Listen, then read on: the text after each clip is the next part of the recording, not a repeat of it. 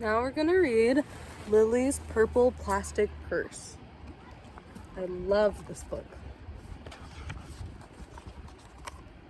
Lily loved school.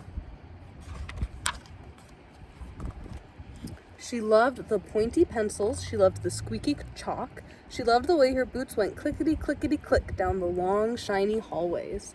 Lily loved the privacy of her very own desk. She loved the fish sticks and chocolate milk every Friday in the lunchroom. And most of all, she loved her teacher, Mr. Slinger. Mr. Slinger was sharp as a tack. He wore artistic shirts, he wore glasses on a chain around his neck, and he wore a different colored tie for each day of the week. Wow, said Lily. That was about all she could say. Wow. Instead of greeting students or good morning pupils, Mr. Slinger winked and said howdy. He thought the desks in a row were old-fashioned and boring. Do you rodents think you can handle a semicircle? And he would always provide the most tasty snacks, things that were curly and crunchy and cheesy. I want to be a teacher when I grow up, said Lily. Me too, said her friends, Chester and Wilson and Victor.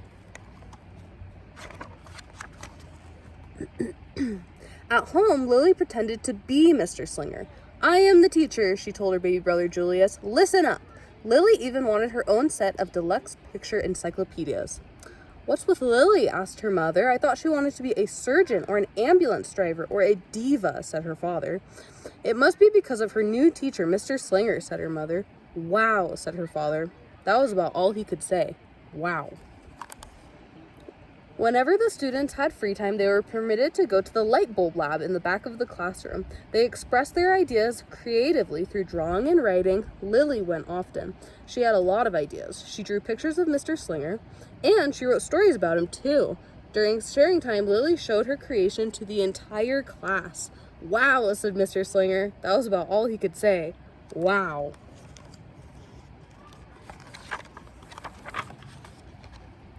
When Mr. Slinger had bus duty, Lily stood in line even though she didn't ride the bus. Lily raised her hand more than anyone else in class, even if she didn't know the answer. And she volunteered to stay after school to clap erasers. I want to be a teacher when I grow up, said Lily. Excellent choice, said Mr. Slinger. On Monday morning, Lily came to school especially happy. She had gone shopping with her Grammy over the weekend, and Lily had a new pair of movie star sunglasses, complete with glittery diamonds and a chain like Mr. Slinger's.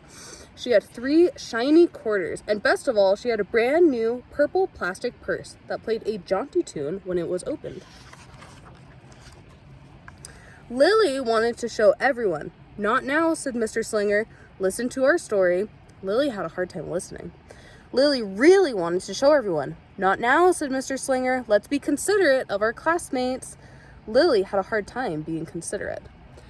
Lily really wanted to show everyone. Not now, said Mr. Slinger. Wait until recess or sharing time. But Lily could not wait.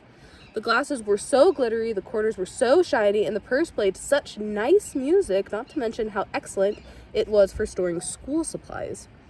Look, Lily whispered fiercely. Look, everyone, look what I've got. Everyone looked, including Mr. Slinger. He was not very amused. I'll just keep your things at my desk for the end of the day, said Mr. Slinger. They'll be safe there, and then you can take them home. Lily's stomach lurched. She felt like crying. Her glasses were gone. Her quarters were gone. Her purple plastic purse was gone. Lily longed for her purse all morning. She was even too sad to eat the snack Mr. Slinger served before recess. That afternoon, Lily went to the light bulb lab. She was still very sad, and she thought, and then she became angry. She thought some more, and then she became furious. She thought a bit longer, and then she drew a picture of Mr. Slinger. She looks mad. Oh no. Right before the last bell rang, Lily sneaked the drawing into Mr. Slinger's book bag. And that's what she wrote. Big, fat, mean Mr. Stealing Teacher. Wanted by FBI. I do not want to be a teacher when I grow up. That's what she wrote on her picture. When all the students were buttoned and zipped and snapped and tied and ready to go home, Mr. Slinger strolled over to Lily and gave her her purple plastic purse back. "It's a beautiful purse," said Mr. Slinger. "Your quarters are nice and jingly, and those glasses are absolutely fabulous. You may bring them back to school as long as you don't disturb the rest of the class." "I don't want to be a teacher when I grow up," said Lily, and she marched out of the classroom. On the way home, Lily opened her purse. Her glasses and quarters were inside, and so was a note from Mr. Slinger. It said, "Today was a difficult day. Tomorrow will be better." There was also a small bag of tasty snacks at the bottom of the purse. Lily's stomach lurched. She felt like crying. She felt simply awful. Lily ran all the way home and told her mother and father everything. Instead of watching her favorite cartoons, Lily decided to sit in the uncooperative chair. And she says, "I'll stay here a million years for Mr. Slinger. Why does everything always happen to me? 1051, 1052, 1099. That night, Lily drew a new picture of Mr. Slinger and wrote a story about him too. This is her note. Lily was really, really sorry, so everyone forgave her, even her parents, even her stinky baby brother, even her especially incredible teacher. And then the sun shined its smiley face down on everyone and everything, even the bugs. The end.